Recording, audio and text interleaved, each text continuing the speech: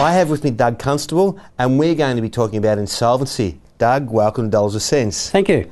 Now, before we start, what's your background? Yeah, my background's in finance planning and accounting. Okay. Now, insolvency, that's a pretty popular subject these days. What is it?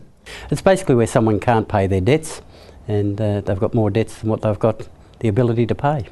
So it's as simple as that. They don't have any money, they can't pay their bills. Can't pay their bills. Okay, so what's the typical client? Yeah, the typical client really is a small businessman or woman that's run up some debts, hasn't been able to pay their GST or their tax commitments, or a private individual, and it's mostly credit cards that they've been taking out a few too many credit cards to pay their bills.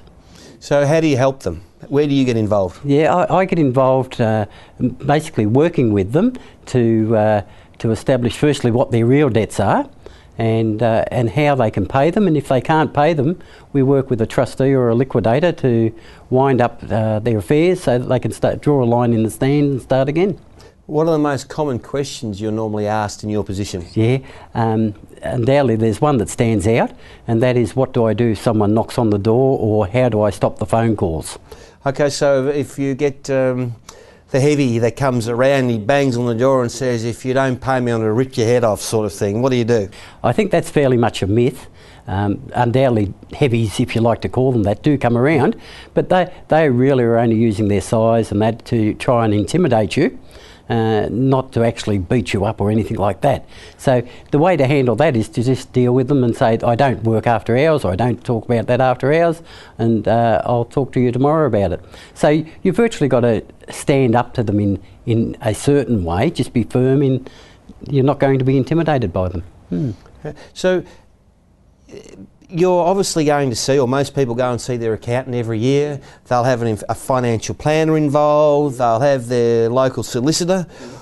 Why wouldn't they be helping them instead of somebody like you? Yeah, look, it's an area I've got into that's a fairly specialised area, and it's basically because of experience. If you go to your typical accountant has a lot of broad knowledge about tax and how to structure a business and that, but most probably they're not dealing every day with people that are in financial trouble. Similar situation with a lawyer. A lawyer is more used to dealing with people in courts and not dealing with the coalface, if you like. Yeah. Now, Doug, here's an example. I've woke up one day and I realised that I've got too many credit card debts. I owe the tax department, I owe the bank, or I owe the guy next door. What do I do?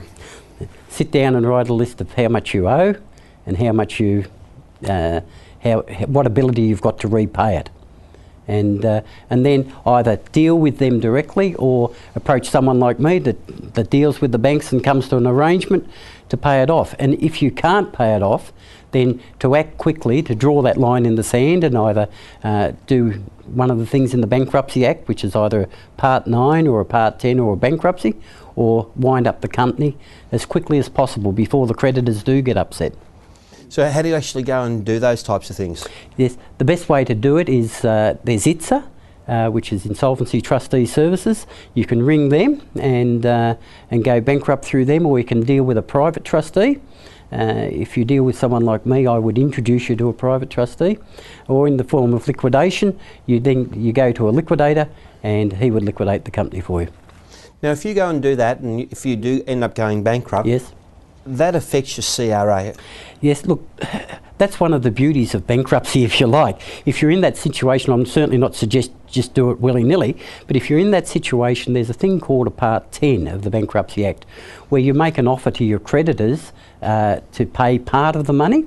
Now, the difficulty with a Part 10 arrangement and that type of thing is that your credit rating is affected normally for 7 years, and while you're under that Part 10 arrangement, you can't be a director and there's other restrictions.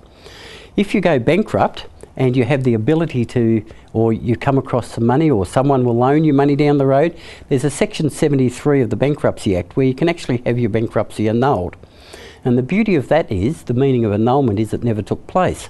So the easiest way to clear your credit rating in the shortest space of time is in actual fact to go bankrupt and have the annulment. So how do you make that choice? Who gives you that advice? In many instances, it's the advice is based on the person's experience of what they do.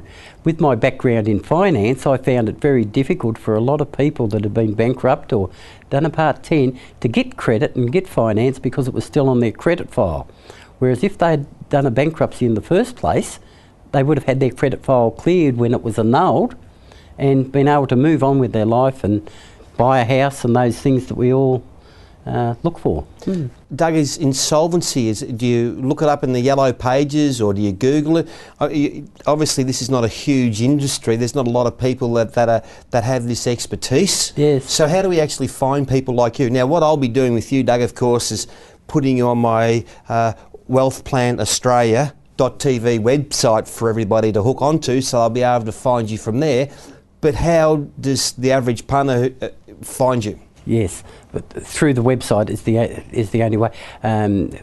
Certainly there's trustees and there's solicitors and all those that have got some expertise in it, but someone that actually gets in and rolls their sleeves up, if you like, and works with people, it really is just personal contact. What's the average price for something like this? The average price does vary, but you'd be looking the most probably between $3,000 and $7,000. Okay, so to get out of trouble, you need $3,000 to $7,000. Well, that's the starting point. Then there's the trustees and things like that. But yes. Okay, Doug, thank you. Thanks. Well, there you have it from Doug Constable talking about insolvency. Before you decide to go down that track, follow up somebody like Doug and make the correct decisions.